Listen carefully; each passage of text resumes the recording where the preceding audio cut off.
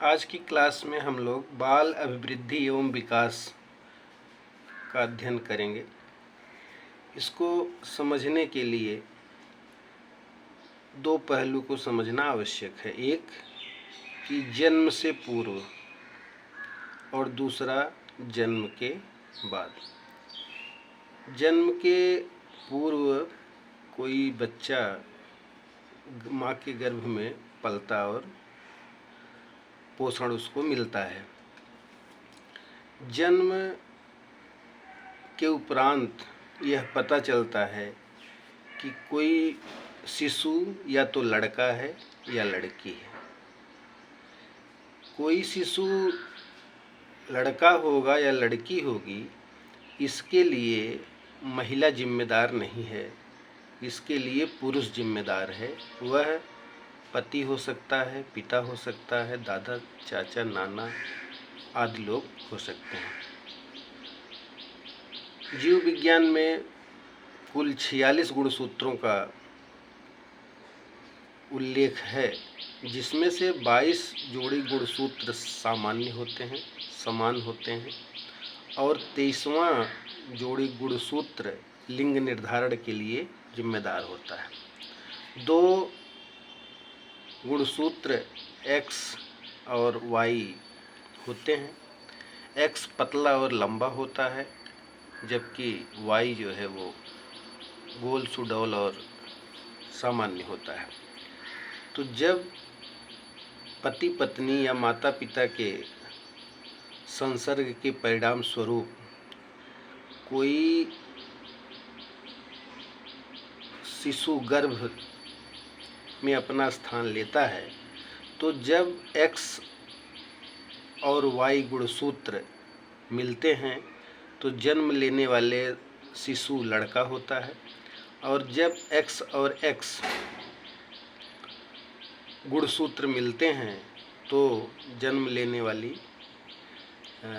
लेने वाला शिशु लड़की होती है। चूँकि महिलाओं में XX गुणसूत्र ही होते हैं, एक पुरुष में ही 23वां गुणसूत्र Y और X दोनों होता है, इसलिए लड़का या लड़की के लिए पुरुष वर्ग ही जिम्मेदार होता है। अधिकांश जगहों पर एक समस्या यह भी देखी गई है कि लड़का क्यों नहीं हुआ और लड़की क्यों हुई। तो इसके लिए पुरुष ही जिम्मेदार है, वह महिलाओं के ऊपर आरोप नहीं लगा सकता कि लड़की क्यों नहीं हुई। अब देखिए, कोई भी माँ, कोई भी जच्चा जन्म देने वाली या तो शिशु में लड़का को जन्म देती है, लड़की को जन्म देती है। इस दौरान जच्चा या जननी 9 महीने तक बच्चे को अपने गर्भ में रखती, पालती, पोसती है।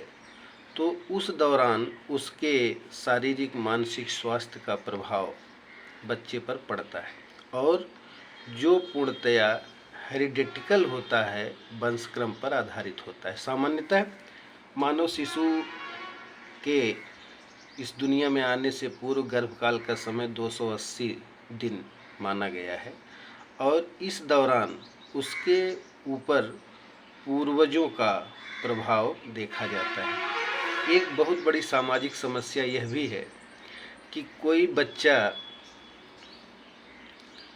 अगर गोरा या काला पैदा हो गया, जबकि माता पिता उसके रंग रूप के नहीं थे, तो समाज में यह देखा जाता है कि उस बात को लेकर के भी भ्रांतियां हैं कि इसके तो मम्मी पापा बहुत गोरे थे, ये काला कैसे पैदा हो गया। तो यहाँ यह जान लेना, इस भ्रम को दूर कर लेना भी आवश्यक है कि माता पिता जन्म जरूर देते हैं, लेकिन बच्चे में जो तमाम शील गुण लेकर के वो जन्म लेता है, उस पर केवल माता पिता का ही प्रभाव नहीं होता है, बल्कि उसकी कई पुरानी पीढ़ियों का प्रभाव एक बच्चे पर देखने को मिलता है। तो जैसे पिता पक्ष से दादा दादी, परदादा परदादी, माता पक्ष से नाना नानी, उनके मम्मी पापा, उनके मम्मी पापा, यानी ऐसी कई पीढ़ियों का प्रभाव एक शिशु पर देखा जाता है।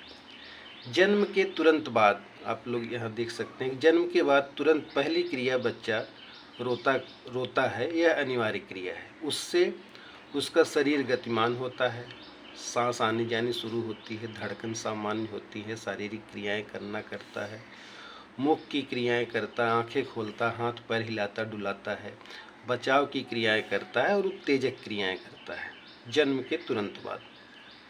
लेकिन कुछ घंटों बाद उसकी सबसे पहले जैविक क्रियाएं प्रारंभ होती हैं, जो जन्म के तुरंत बाद जन्मजात रूप से प्राप्त होती हैं और जिसके बिना व्यक्ति रह नहीं पाता।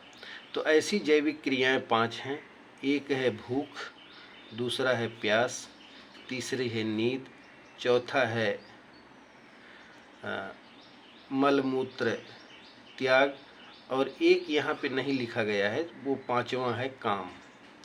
काम का मतलब यहाँ पे है सेक्सुअल डेवलपमेंट से है। तो ये 5 क्रियाएं जैविक होती हैं। कोई भी शिशु जब जन्म लेता है और गर्भावस्था में उसका विकास माता के स्वास्थ्य एवं पोषण पर निर्भर करता है, लेकिन जन्म के उपरांत वातावरण का उस पर विशेष प्रभाव दिखाई देता है।